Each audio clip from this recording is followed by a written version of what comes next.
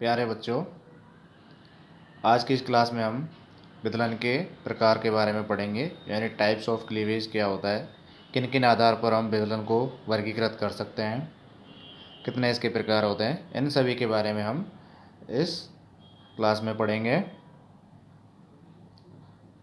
विदलन के बारे में आप जानते ही हैं कि एक प्रकार का विभाजन होता है जिसमें नंबर ऑफ सेल्स बढ़ती जाती है, लेकिन उनका साइज है वो घटता जाता है, तो वो विदलन कहलाता है। निषेचन होने के पश्चात पहले जो अवस्था आती है वो विदलन कहलाती है और विदलन के बाद में ब्लास्टुला बनता है। ठीक है। विदलन के दौरान जब नंबर ऑफ सेल्स बढ़ती जाती हैं, छोटी छोटी सेल्स का निर्माण होता जाता है, उनको हम ब्लास्टोमियर कहते हैं। तो जो ब्लास्टोमियर बनते हैं, उन ब्लास्टोमियर का फैट यानी कि आगे चल कर के डेवलपमेंट क्या होगा, किस अंग का निर्धारण करेगा, कौन सा अंग बनेगा, वो उसका फैट यानी भाग्य कहलाता है। तो कोरक खंडों के भाग्य के आधार पर हम विदलन का वर्गीकरण कर सकते हैं। ये दो प्रकार का हो सकता है, उस पर निर्धारी और अनिर्धारी। इसी प्रकार जो पीतक की मात्रा होती है उसका जो वितरण होता है वो समान, असमान, अंशवंशी या पार्शियल जो भी है, उस आधार पर हम विदलन को वर्गीकृत कर सकते हैं। तो सबसे पहले पढ़ते हैं कोरक खंडों के भाग्य के आधार पर क्लीवेज का या विदलन का वर्गीकरण। विदलन द्वारा जो कोरक खंड बनते हैं उनकी जो पोटेंसी होती है, यानी कि ऐसी क्षमता जो दूसरी कोशिकाओं में बदलने की क्षमता रखती है, पोटेंसी सहायकता के आधार पर विदलन दो प्रकार का हो सकता है। अर्थात ब्लास्टोमियर जो रहते हैं उनका जो परिवर्धनीय भाग पूर्व निर्धारित है या नहीं है, इस आधार पर हम कोरक खंडों को दो भागों में वर्गीकृत कर सकते हैं। पहला आता है डिटर्मिनेटिव क्लीवेज या निर्धारी विदलन। इस प्रकार का जो विदलन होता है, इसमें जो कोरक खंड होते हैं उनका भाग्य पहले से ही निर्धारित होता है, इसीलिए इसको हम निर्धारी विदलन कहेंगे। डिटर्मिनेटिव यानी जो ब्लास्टोमियर्स होते हैं उनमें अंगों का पहले से ही कोई ना कोई फ्यूचर मैप प्रिपेयर होता है, निर्धारित होता है, इसलिए इसको हम निर्धारी या डिटर्मिनेटिव क्लीवेज कहते हैं। जब ब्लास्टुला अवस्था होती है तो ब्लास्टुला अवस्था से किसी भी कोरक खंड को अगर हम हटा दें तो उससे उत्पन्न होने वाले जो भाग या अंग का भ्रूण में अभाव हो जाएगा। और इस प्रकार के विदलन में कोशिका का भाग्य दो कोश की अवस्थाओं में ही निर्धारित हो जाता है। तो ये कोशिकीय भ्रूण के बाएं या दाएं भाग को निर्धारित कर देती है। तो इस प्रकार की कोशिकाएं स्पेसिफाइज्ड या विशिष्टीकृत होती हैं और युग्मनज में उपस्थित निर्धारक या डिटर्मिनेटिव जो रहते हैं उनका वितरण विदलन के दौरान इस प्रकार हो जाता है कि प्रत्येक कोरक खंड में केवल एक निर्धारक डिटर्मिनर पाया जाता है। तो प्रत्येक कोरक खंड में भिन्न भिन्न निर्धारकों की उपस्थिति से प्रत्येक कोशिका का भाग्य पूर्व निर्धारित हो जाता है। इसे मतलब ऑटोनॉमस स्पेसिफिकेशन कहते हैं। तो इस प्रकार की कोशिकाओं को भ्रूण के अन्य किसी भाग पर अगर हम ट्रांसप्लांट कर दें तो वो अपने वास्तविक भाग को ओरिजिनेट करेगी, उसी को बनाएगी। ठीक है। यानी कि अगर हम इस भाग में से किसी कोशिका को हटा दें और दूसरी जगह ट्रांसप्लांट कर दें तो जो अंग जिस भाग को बनाना चाहता है या निर्धारित होता है जहाँ हम ट्रांसप्लांट करेंगे उस स्थान पर उन्हीं अंगों को विकसित करेगा, ओरिजिनेट करेगा। तो इस प्रकार जो एडजस्ट मतलब कि पास वाली जो समीपस्थ जो कोशिकाएं होती हैं उन पर इनका कोई प्रभाव नहीं पड़ता है, इनका खुद का स्वतंत्र प्रभाव होता है। तो इस प्रकार के परिवर्तन को हम मोजैक डेवलपमेंट भी कहते हैं। ट्यूनिकेट्स में मोजैक का जो परिवर्तन होता है, इस प्रकार का जो परिवर्तन ट्यूनिकेट्स प्राणियों में ज़्यादा पाया जाता है। और जो कोरक खंड होते हैं वो कोशिकाद्रव्य में उपस्थित मॉर्फोजेनेटिक डिटर्मिनर या डिटर्मिनेट्स के अनुसार ही परिवर्तन होता है उनमें। प्रोटोस्टेमल जंतु जितने होते हैं मुख्यतः जैसे टीनोफोरा, कॉम्ब जेली जिसमें आती है, एनेलिडा, निमेटोडा, मोलस्का, इस प्रकार के परिवर्तन दर्शाते हैं। यानी कि उनमें जो सेल होती है उनमें से फ्यूचर पहले ही ऑलरेडी डिसाइडेड होता है, तो उनमें डिटर्मिनेटिव टाइप का क्लीवेज पाया जाता है। यहाँ आप देखिए विदलन के प्रकार आप देख सकते हैं। आप यहाँ देख रहे हैं कि भाग्य के आधार पर, भाग्य यानी कि उनका फ्यूचर में क्या डेवलपमेंट होगा, उसके आधार पर हम विदलन को दो भागों में विभाजित कर सकते हैं। पहला निर्धारी विदलन, दूसरा अनिर्धारी विदलन। जो डिटर्मिनेटिव टाइप का होता है वो निमेटोड्स, एनेलिड्स, मोलस्क, टीनोफोरा संघ के जो एनिमल्स होते हैं उनमें अधिकतर पाया जाता है। इसी प्रकार जो अनिर्धारी यानी कि जो विदलन के दौरान जो ब्लास्टोमियर्स बनते हैं, उन ब्लास्टोमियर्स की कोशिकाओं के द्वारा किसी भी अंग का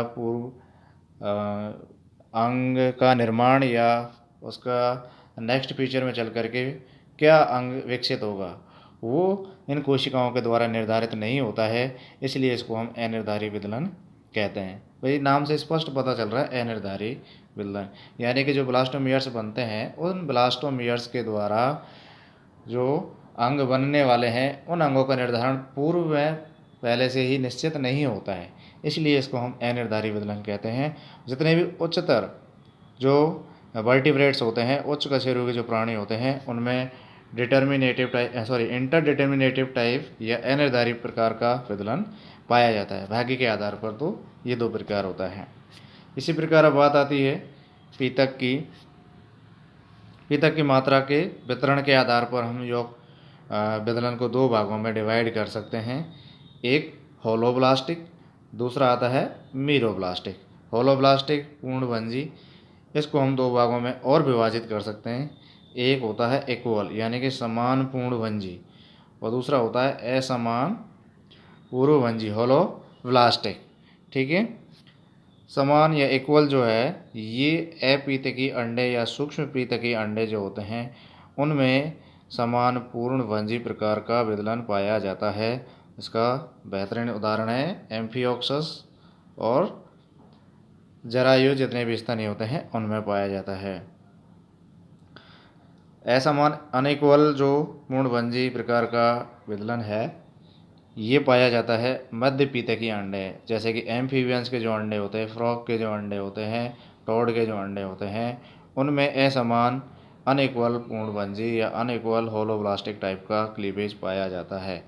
इसी प्रकार मीरोब्लास्टिक या अंशभंजी टाइप का जो क्लीवेज है ये भी दो प्रकार का होता है। सुपरफिशियल मीरोब्लास्टिक, जो कि सेंट्रल एसिथल अंडे जो रहते हैं जिनमें अधिक मात्रा में यौग पाया जाता है और यौग की मात्रा केंद्रीय भाग में अधिक पाई जाती है, उस प्रकार के अंडों में सुपरफिशियल मीरोब्लास्टिक टाइप का क्लीवेज पाया जाता है। दूसरा प्रकार होता है डिस्कोइडल मीरोब्लास्टिक।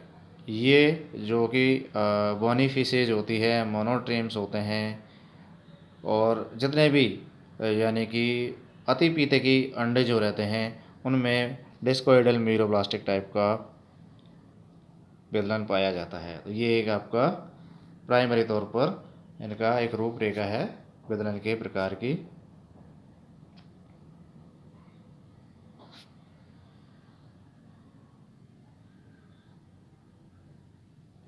सेकंड टाइप आता है अनिर्धारी विदलन यानी कि इनडिटर्मिनेटिव क्लीवेज।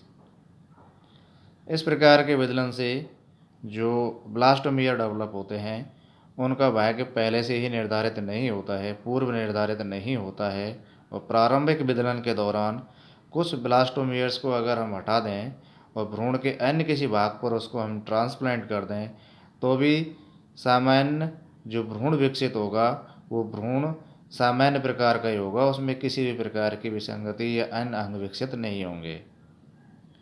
ठीक है, जैसे कि माना कि ये आपकी कोई एक कोशिका है और ये कोशिका विभाजन के द्वारा ब्लास्टोमियर्स बना रही है, खूब सारे ब्लास्टोमियर्स बन जाते हैं।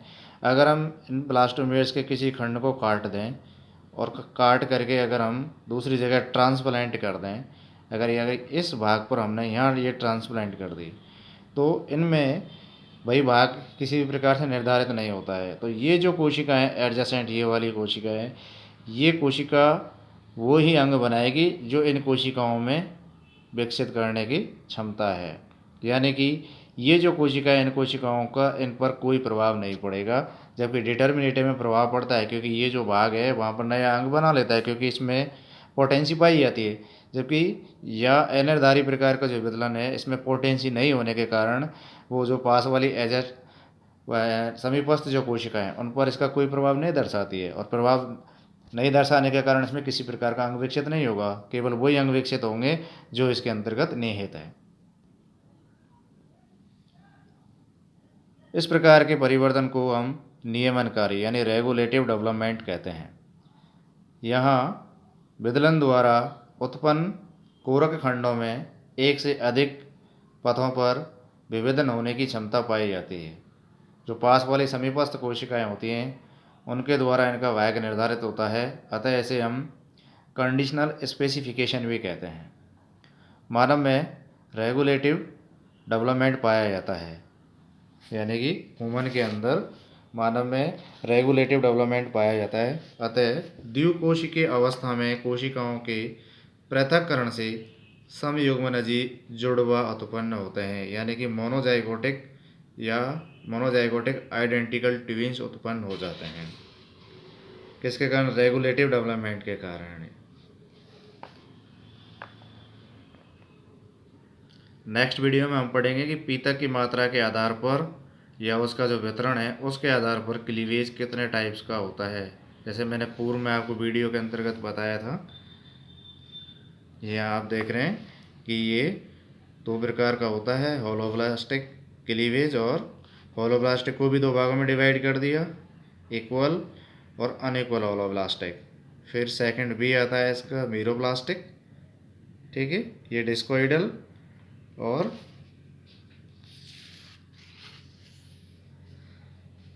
Superficial meroblastic. इस प्रकार से ये भी दो टाइप्स का होता है।